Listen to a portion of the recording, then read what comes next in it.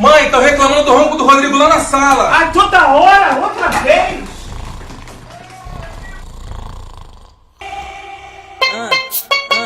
E aí, qual foi, mano? Deixa o maluco roncar. Deixa o menino roncar, gente. Ai, meu Deus. Eu sou a mãe do Rodrigo, do BBB 19. Aquele que às vezes ronca, depois que deita e dorme.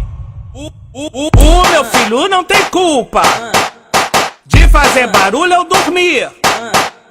Posso até ser maluca, mas adoro o ronco dele ouvir.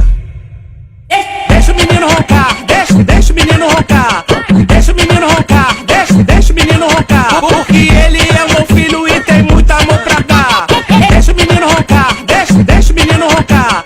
Deixa o menino roncar, deixa o menino roncar. Porque ele é meu filho e tem muito amor pra dar.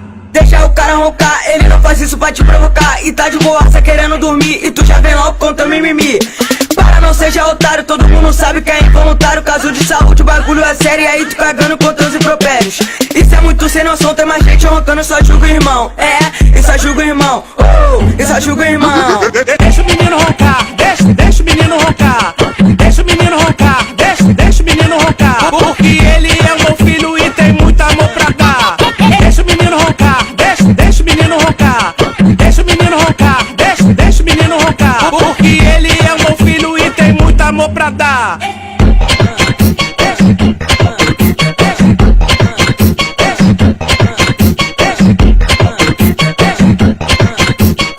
Deixa o menino roncar, gente.